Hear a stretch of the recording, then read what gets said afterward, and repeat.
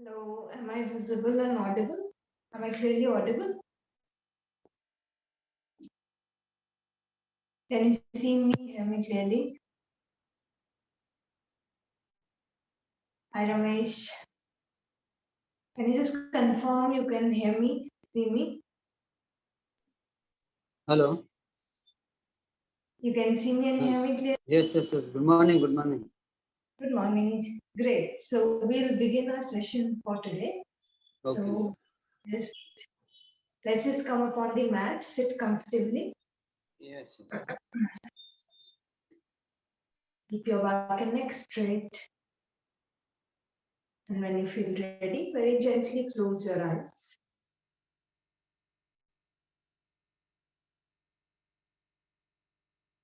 And just begin to connect with your breathing.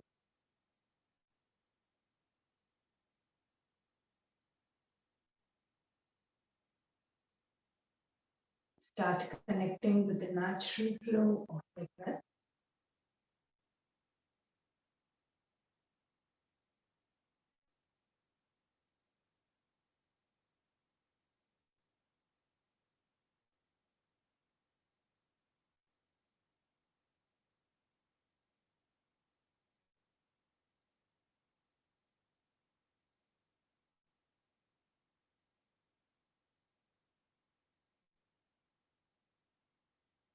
Slowly and gently begin to deepen your breath now, going for slow, long and deep inhalation.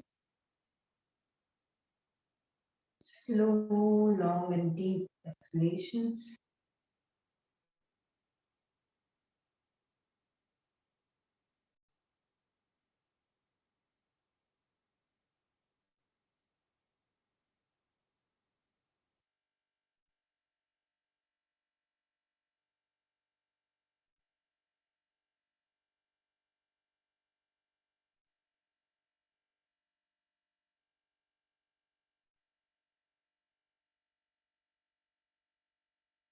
Just make sure that your body is correctly aligned. You are stable, however you are sitting.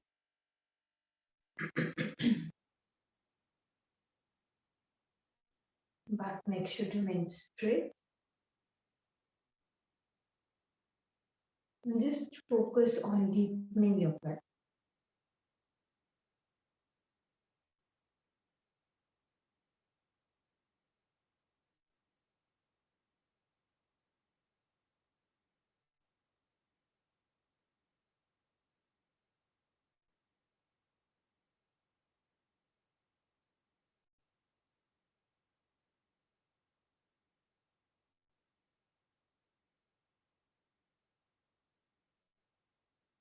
We will open today's session by chanting Om 3 times, followed by the opening mantra. If you can chant it along with me, or else you can just listen to the mantra, and then we will open our session. Take a deep inhalation for Om.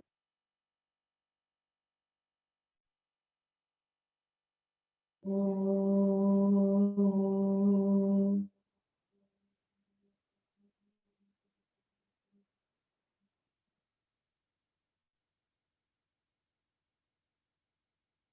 Om.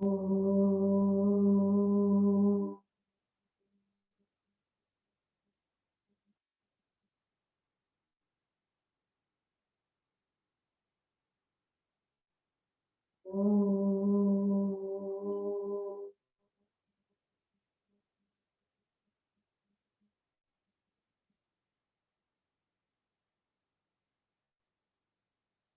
Guru Brahma, Guru Vishnu, Guru Devo Maheshwara, Guru Sakshat Parabrahma, Tasmai Shri Gurave Namah. Tasmai Shri Gurave Namah. Tasmai Shri Gurave Namaha. Take a deep inhalation for Om. Om.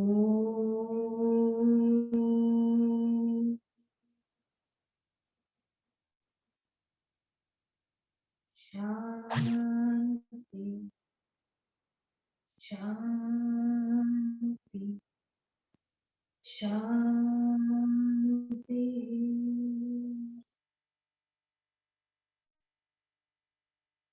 Just feel the vibration. Connect with the chanting.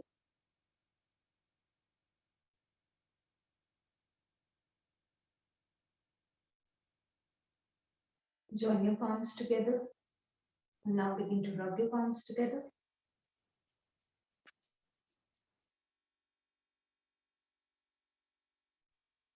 Keep your palms on your eyes. Very slowly, while blinking and looking at your palms, begin to open up your eyes, coming back with a big smile on your face. Namaste and Om Shanti. Let us begin our session for today. So these are your yoga philosophy classes.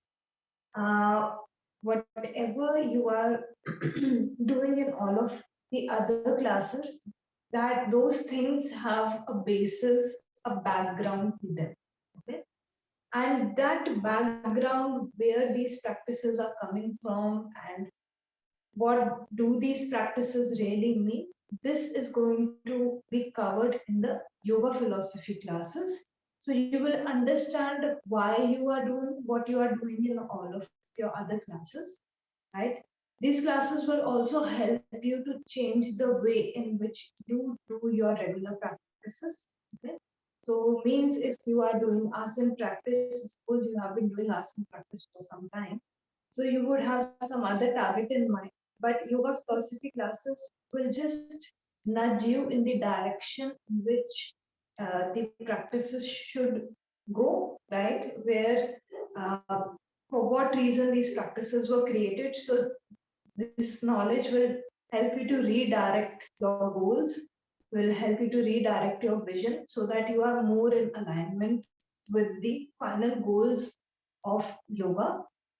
And these classes will also provide you with some tricks, some very practical ways in which you can implement philosophy in general into your life, right? Because if I just keep talking about certain things and you are unable to do them, then you won't be able to see the impact of those things, right? So I will give you simple tricks, tips through which you can implement those things into your life, experiment yourself what I am saying, is it valid or not, and then opt for the things which are the most beneficial for you, right? In your lives, whatever you can implement, those things you can take out of these classes, right? So now, in the beginning of the sessions only, I make this clear. So this is not a restrictive kind of class where I will just restrict it to certain beliefs. It's totally up to you. Again, it is your free will. Whatever you like, you can take it. And whatever you don't like, you can at least keep it aside and listen until you can validate yourself, right? And I would say that if you don't like one portion, that doesn't mean you cannot opt for what you like out of these sessions. You can absolutely do those things, right? So just take whatever is most relevant for you as we proceed in these classes. And I would also begin by saying that this is not to contradict any existing views. Okay, so these classes are not going to contradict any existing views. If you have your own set of values and it is not matching, it doesn't mean that I'm contradicting it. I'm merely telling things from the point of view of you, right? Because you have enrolled for yoga teacher training, you want to understand more deeply what this is. And philosophy is the basis, the backbone of the yogic practices. Okay? So, with this, keeping this in mind, let's begin our session for today. So today is your first session, which is the introductory session. So even though these are your yoga philosophy classes, today majorly I will be talking about philosophy, right? Because yoga and philosophy, these are two terms, which are very, I can say, deep, and they have a lot of like, a lot of information within themselves also. So yoga and philosophy, these two terms are very, very vast. Okay. So today we are going to talk about philosophy, what it means, why did we feel the need for philosophy in the first place, and then eventually we will reach to the point where we are, discussing um, yoga, right? So because it is one of the philosophies, like I said, there are multiple philosophies out there. So we're going to today trace till the point of yoga, where yoga is coming in, and then we are going to see in the upcoming classes what yoga is more deeply. So philosophy, let's come to this term itself. So the term philosophy, it is split up into two terms, philo and sophia. Okay, philo and sophia. If you divide the term philosophy, there are two words, philo, philo, and sophia, sophia. Okay. So this term philo means love, okay, and sophia, this term means wisdom. Okay. So if literally translated, the term philosophy, this term means what? Love for wisdom or love for knowledge. Okay. So if we look at this term, we understand, okay, this is what philosophy is. When you see philosophers also, if you Google the photos, you will see, very old people, sitting with glasses reading books, right? So in Western terms, philosophy is more about acquiring of knowledge, right? It's related more to the understanding of the things, right? And understanding them like, in a more like, wisdom and knowledge are slightly different in their approach, right? So knowledge is something, right? I know about this XYZ thing, so my fact check is very good. But wisdom has to do more with my experience, what I have learned, right? So I can tell you that XYZ thing is good for your health. But once you start doing it, like once you start practicing yoga in this case, so you will see the changes come up, right? So that same knowledge, right, will now turn into wisdom as you go through the experience yourself. So Western schools of philosophy, they are more knowledge oriented. They want to increase your understanding, your knowledge. It could be of the outside world, of the inside world, right? But it is mostly focusing on the knowledge part. It is not pressing too much on the wisdom aspect of it, right? So that is why I said, when you Google the photos of philosophers, you will see old, right? Old people, basically. So why do we generally have that image only in our head? Because the older you get, the more experience you acquire, the more understanding of life you acquire, right? So if today I'm at this age and 5 years later, of course, I would have learned much more about how I want to live, what I want in my life, what I don't want in my life, right? So this only comes with the passing of time and with the experience that I have gained, that I can say that now I have converted this knowledge into wisdom, right? So that is why, you will see that Indian philosophy, so yoga philosophy is a part of Indian philosophy. So Indian philosophy in general, in its entire approach, it is quite like a spiritual in nature. Okay, no matter which philosophy you pick up in the Indian, out of the Indian schools, you will see this thing that they have insisted upon bringing everything on your experience, right? if I keep telling you, this is one reality of life, this is one reality of life, and you haven't experienced that thing, how will you can either believe me, right? Which is what most people do, when we are told certain things, we just believe them. Or you can do your own experiments and validate it. Okay. So Indian schools are more about the validation, right? That some knowledge is being given, but you have to balance it out with your own experience. That is very, very essential. It is considered to be very essential, no matter which school of Indian philosophy you pick up, right? So Indian philosophy is more spiritual in nature.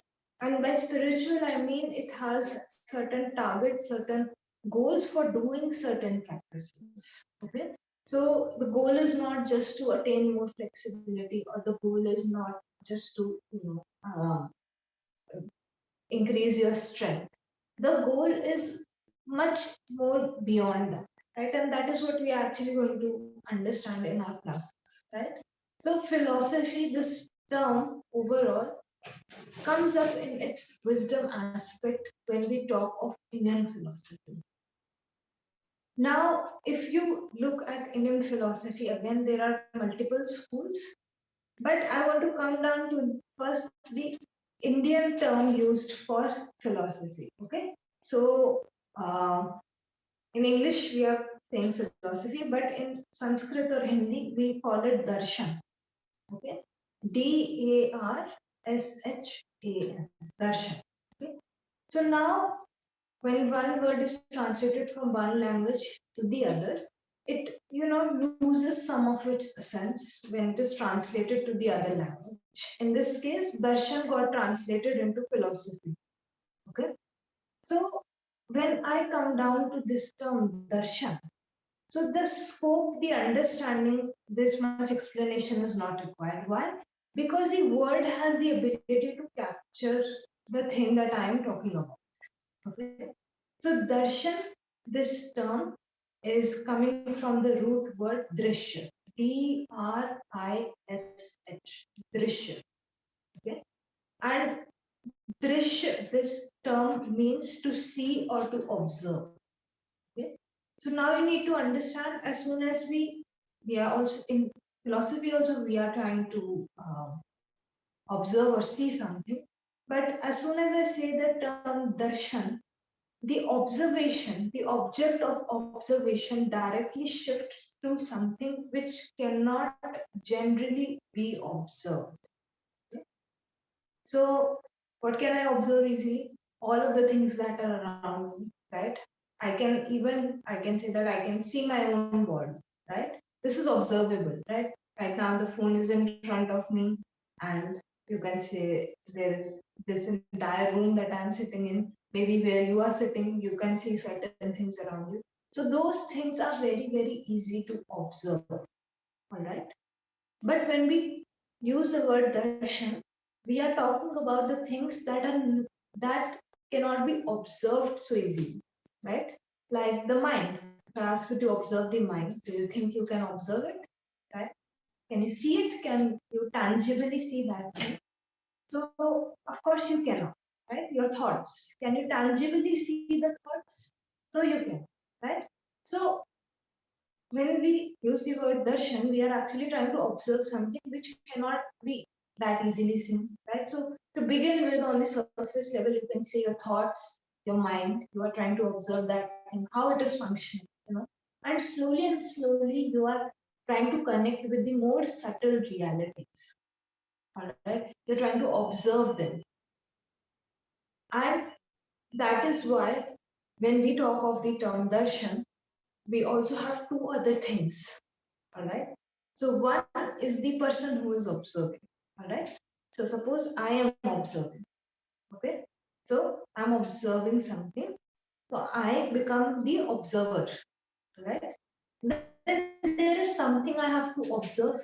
Okay. So that becomes the object. So if I take the same example, so I am the observer, and the thoughts are my object, the thing that I want to observe. All right. Now there is a process through which I can observe this thing. right? So suppose I will take another example.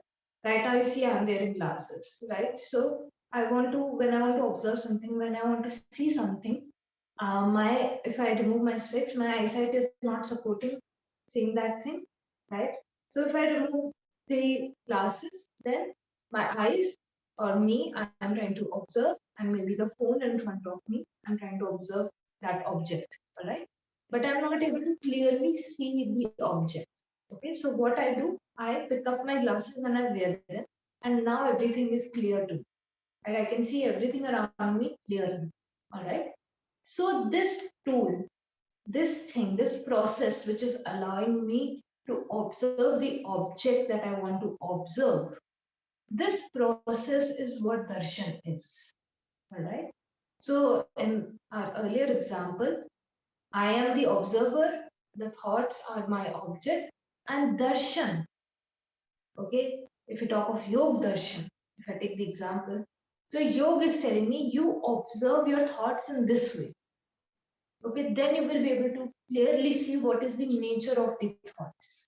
Okay, so like that, some other philosophy it will tell me like, okay, if thoughts are your object, this is the way in which you should observe. Then you will be able to see them more objectively, at least to begin with. Okay, so right now I'm just wearing, you can say these are transparent, but you can say if I choose a color, I'm just wearing blue colored glasses and I'm trying to observe something. Okay, and because I'm wearing blue glasses, I see that thing as blue, but that doesn't mean that the nature of that thing is blue. Okay, if I remove these blue glasses, I take on the red glasses, what will happen? That thing will catch that color for me, right? And I will say that the object is red. Yeah. So what is going on around us? All of us are wearing different glasses. So we all have our ways of observing the things. Okay. But they are limited to just one color. Or maybe you can say two, three colors maximum, right? But we are unable to see the quality, the characteristics of the thing we are trying to observe as it is. All right, we never really get to know what is the exact color of that thing, or even if that thing has a color or not. Right? It is the process that you are utilizing to observe something which is highly influencing the way in which you see it. Okay? So yoga philosophy is again one of those ways. And the thing about the philosophy systems is that eventually they work towards removing all these colors and getting you to these transparent glasses. Okay. So if you follow any kind of philosophy, right, yoga philosophy, maybe you choose some other philosophy you want to follow, right? But if it has certain qualities, it will lead to the cleansing of that color. You know, sometimes you dye something and then you want to remove that color. So yoga is such kind of process which will remove that color, right? Because that color is hampering your vision. That color is not allowing you to see what is in front of you, right? So no matter which school of philosophy you choose, it will eventually lead to removing that color only. So you don't have to get worried that, oh, yoga is asking me to view the things in this way only, so I will, restrict my approach. No. The practice, when you do the practice, you will realize this thing, it will open you up more, and it will make you more accepting. It will allow you to see if you are in conflict with someone, right? You don't understand why they are saying this thing. They don't understand why you are saying that thing, right? So what philosophy, any good school of philosophy, what they will do, if you actually implement those things in your life, you will be able to step out of your shoes, step into the other person's shoe, and then see why they are saying what they are saying. At least before you were only able to have one perspective, at least now you can have two, right? Then slowly it will increase to three, four, right? And slowly it's like the object is in between, there is a circle, right? A circle of people who are trying to observe it. So from where I am looking at the object, I will only see that portion. I will only get the understanding of that portion. But what any philosophy in general does is it allows you to jump and see the thing from all the perspectives. Now, if I jump and see the thing from all the perspectives, then I will get an actual idea of what that thing really is. Maybe from one side, it will only appear to be something. And then when I look at it from the other side, I will see that the nature of the object is completely different. Okay. So any kind of philosophy, it could be any philosophy, if you choose, it will allow you to have a deeper understanding, okay, of all perspectives, because you are actually trying to just observe an object. Now it's up to you if you believe you have a philosophy in life or not. But as per the general understanding, all of us have a philosophy in life. Okay, all of us have a set of belief systems, a set of values that we follow, and that is how we choose to lead our life with, right? So it is up to you if you acknowledge this or not, but all of us have a philosophy already. So what these philosophies come and do, they just correct. If you have ever gone to someone who makes specs, they will put in multiple lenses and then they will move that lens to get the number of your eye. Okay. So it is something like that. You already have a philosophy. You are just refining it to get to the, you know, clearest vision of the object that you are trying to observe. Okay.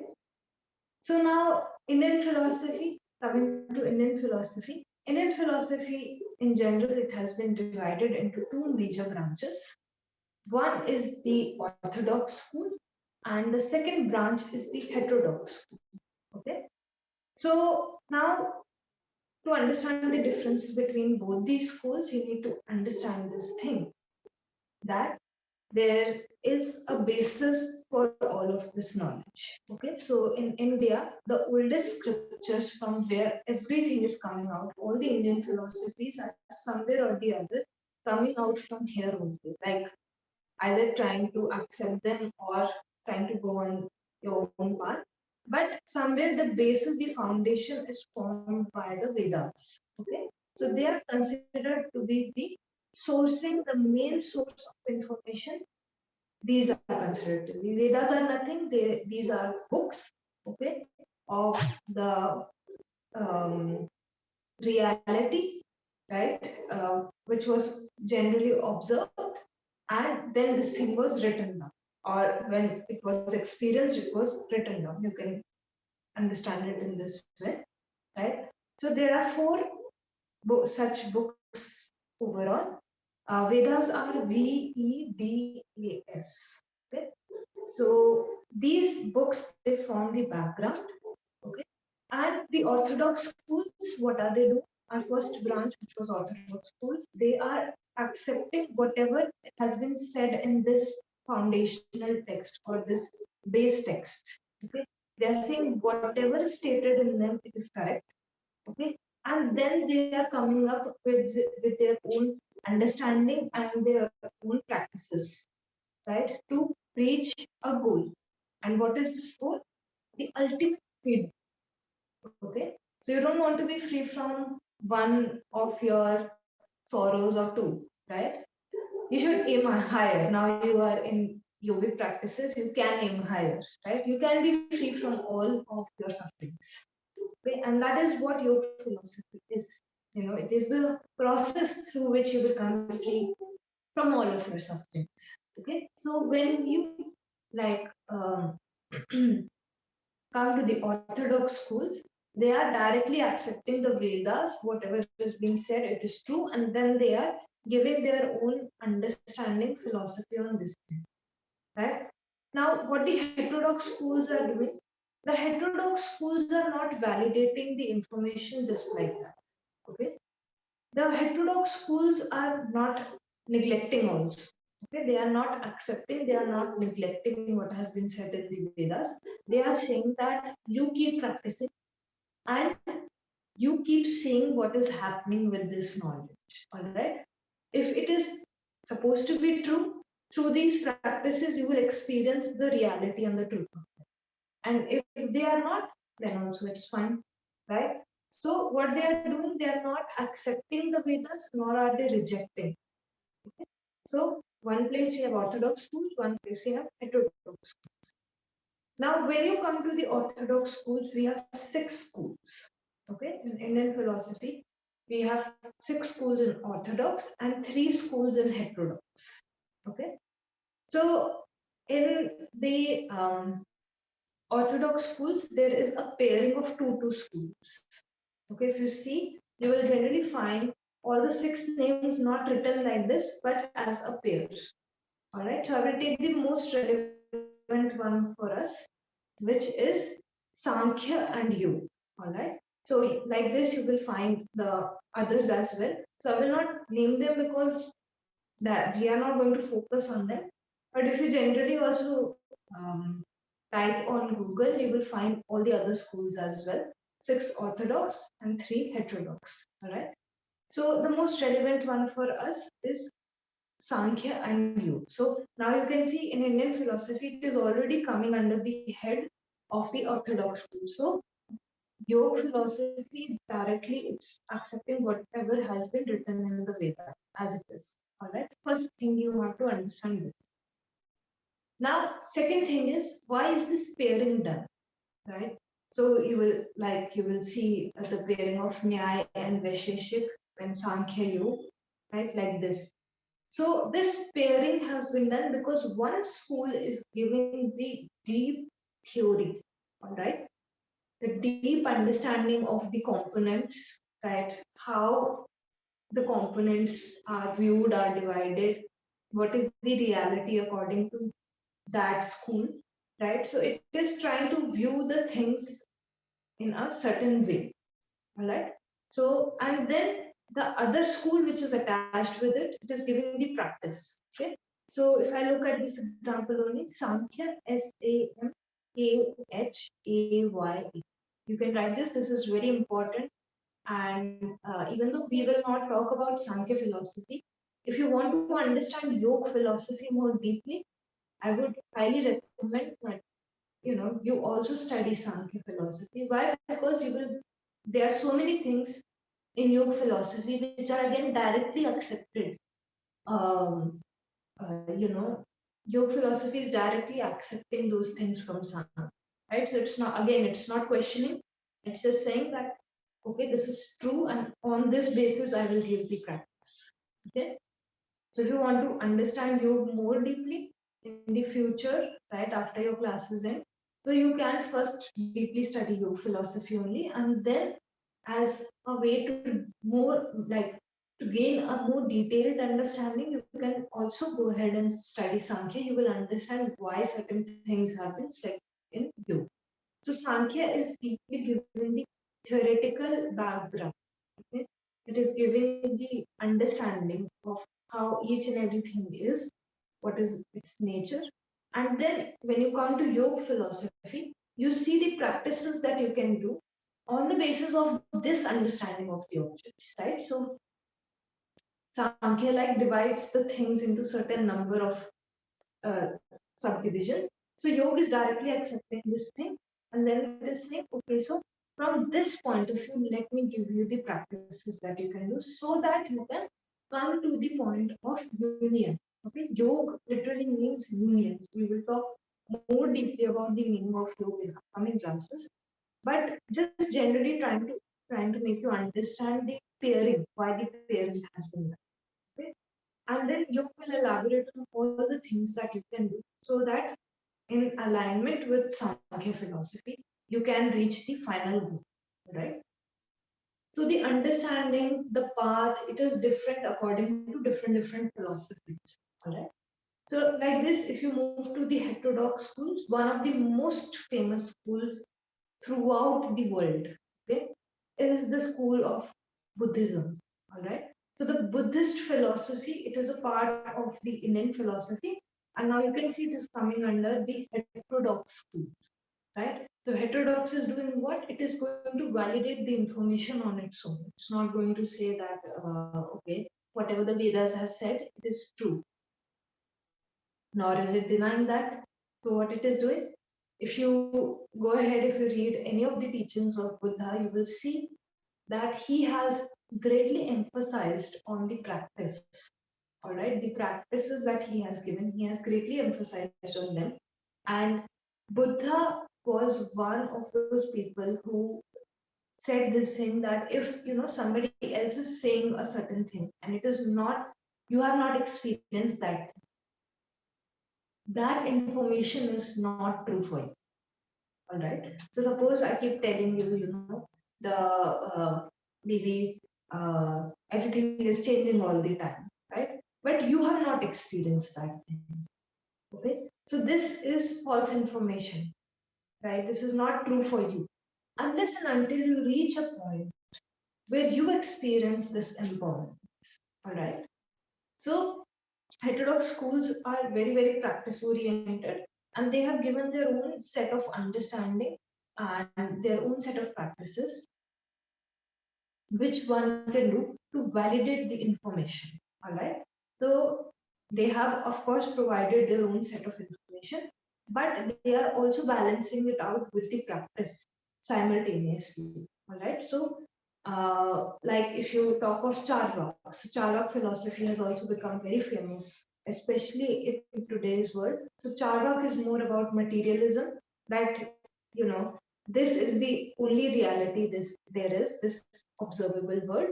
And then it is saying that it's around the philosophy of you only live once. Okay, so how you can lead this life more fruitful. All right. So each and every heterodox school also has its own understanding. And if you look at the third, so there are only three schools in heterodox. The third one is your Jainism. So in India and around India, Jainism is again very famous.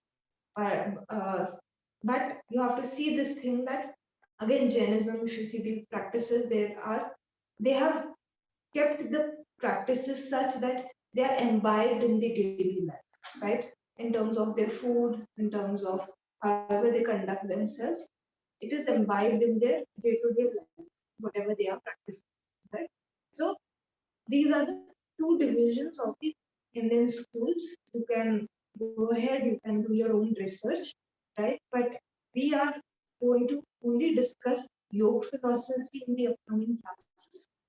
And remaining of the philosophies, Western philosophies are also there. There are a lot of other schools as well. So if you are generally interested in the subject of philosophy, you can read up more about it. And let me come to the question of why philosophy is needed. Right? I will um, discuss this briefly. Right?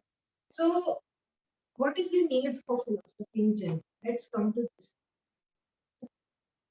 Um, as human beings, we have always been very curious, right? So right now, maybe you will not understand this thing. Why? Because now a lot of things you have become used to, a lot of things happening around you, your schedule being fixed, everything going around in a certain way, right?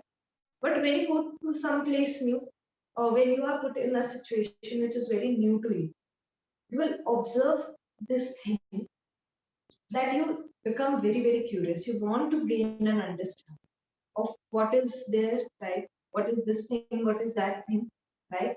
So this general curiosity of the human mind, it led us to a point where first we try to understand everything around us, right? And then, some people they wanted to understand themselves, all right? So this big question, who are you, right? Such deep and big, big questions were coming up in the mind, right? So this is one of the gifts that we have. We have the higher ability of the right. If you see any animal, they will not question why am I here, what am I doing, right? They will just go as per the nature, right? But we as human beings, we have this higher capability where we are questioning things about it, right? So philosophy in general as a subject developed because we wanted to attain greater understanding. We wanted to make more logic out of whatever was around us, what we were, right? And you will also see this thing. There is this deep need to gain this understanding. One thing is we want to gain this, But second thing you will observe, there is this deep need that suppose you have everything in your life, right? You have the desired amount of money, like you have the dream job, you have the most luxurious house, most luxurious car, right? Everything that is on your list, suppose all of those things are big, right? Do you think you will still, you will, that is the point which will be the culminating point for you or ending, like you can say, not culminating, the ending point for you? It will not, all right? I'm answering this for you, right? It will not. Because if you observe in your day-to-day life, if you acquire something you really wanted, it could be a very tiny product, maybe from Amazon, suppose. Okay. If you acquire that thing, suppose you're very excited about it. So this excitement stays, you enjoy that thing for a long period of time, maybe a short period of time, and then that thing loses its essence, loses its value in your life. Right? So this nature of human being, right? It doesn't change. Even if you have everything ticked off to a list, this because you have trained your mind in this way, right? When I get this thing, I will enjoy it, and you lose the sense. Then again, you aim for something. So it's an endless circle, right? So subjects like philosophy develop out of this desire to understand why is this happening. Why is it that I constantly want to acquire, but I'm unable to enjoy it. So right now, whatever you have, you are not even able to enjoy that, right? So this subject developed because of this higher ability of the mind and the curiosity of both these reasons are there. And in order to look for a more sustainable, uh, you know, understanding of being happy, right? So if you just want to acquire something, you feel you will be happy after that, then it goes away. Then again, you want to acquire something new. Then again, the same cycle repeats. So it's not a sustainable way. No? In this way, I would want everything, right? And even when I would have everything, I would not like it, right? So this is not a sustainable way of acquiring happiness. So the philosophies they focus on a more sustainable way to acquire happiness in life, right? These are the two major reasons why philosophy, as a subject, it has developed and grown so much, right? It has, if you step into, if you just buy a book of philosophy, also you will find so many philosophies, and those will just touch the surface. If you just buy a common book, you will just touch the surface of that. They are very deep in themselves, right? And it requires, again, when you study Indian philosophy, the focus should not be on acquiring the knowledge, but implementing it and converting it into wisdom, right? So these two things should go in balance when we are, going to conduct the upcoming classes. Also, we are going to keep our mind, focused on the implementation. So, any doubts, questions, queries so far? Any issues? No. Any questions? No. No questions? No. All right. Okay. So let me just briefly talk about what yoga is. Tomorrow we will cover it more deeply, right? So yoga, or yoga in English and yoga in Hindi, Sanskrit. All right. So yoga, this term literally means union. All right. So to join, to yoke, right? So this has been derived from the root word yuj, Y-U-J. Okay? So this term yoga has been derived from the root word yuj, which means to yoke, to unite. All right. So when we talk of yoga, this is like very, very, I would say, far off, right? Union, all of these things.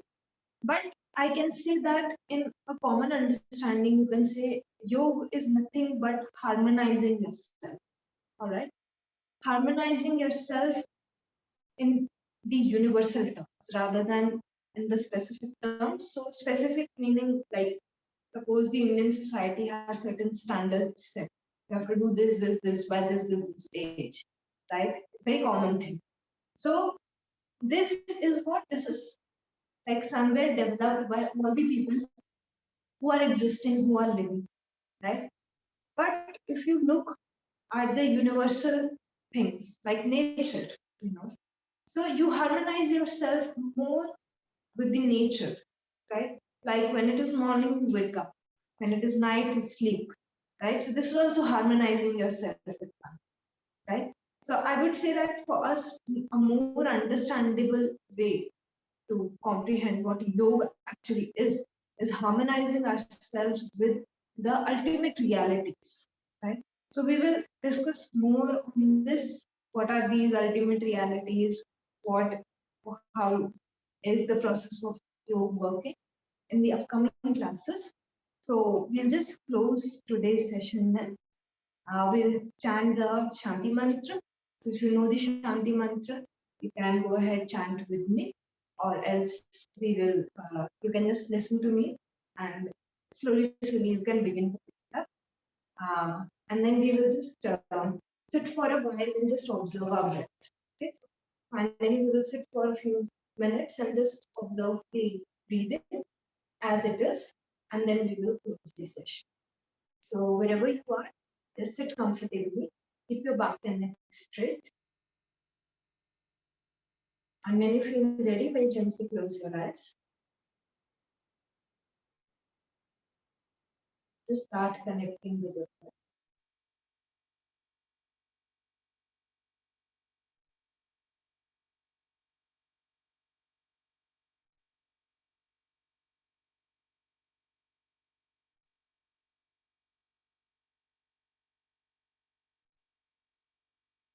We will chant Om one time, followed by the Shanti. Take a deep inhalation for Om.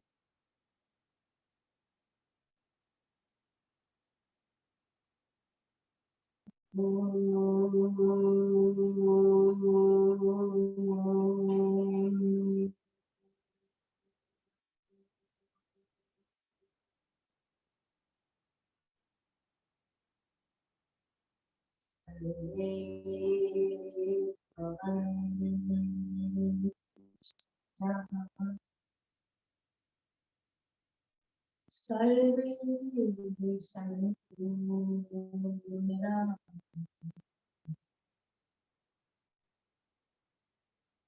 sarve bhadran pasyantu ma kaschet ma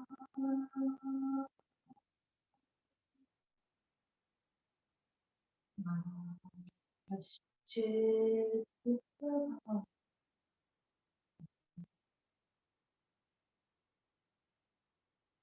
a deep breath in for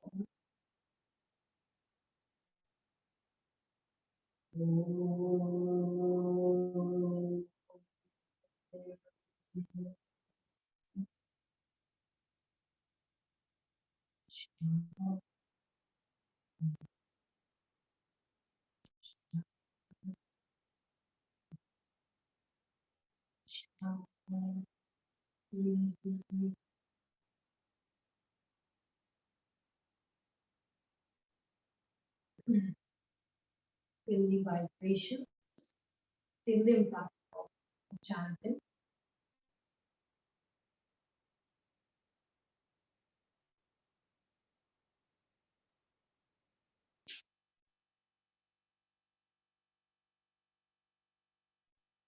We're just going to sit for a while and observe the natural flow of breath.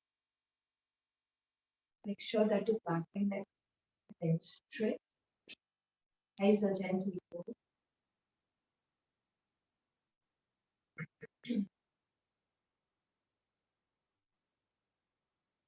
And just watch the breath as it goes in and comes out.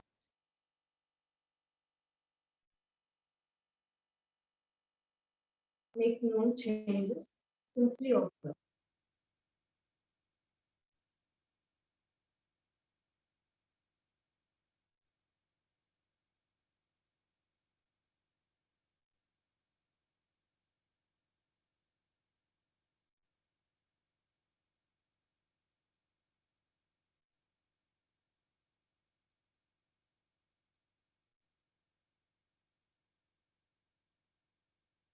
Mm.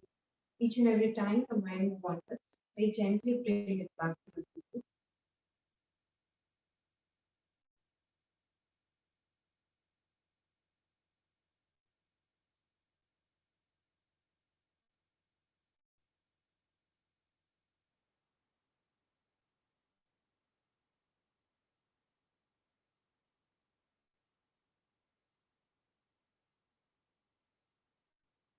Just observe breath as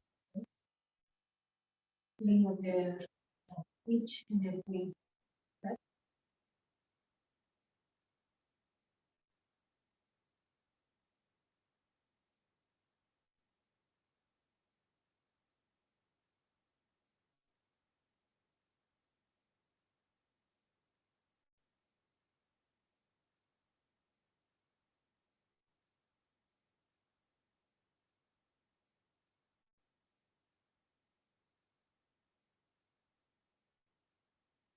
And slowly, just when you practice, join your hands together, gently bow down. Just a sense of gratitude and respect.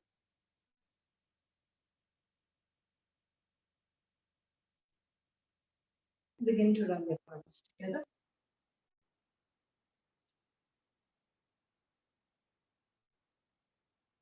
Keep them on the eyes. Very slowly, balancing and looking up. Begin to open up the eyes. Big smile on the face.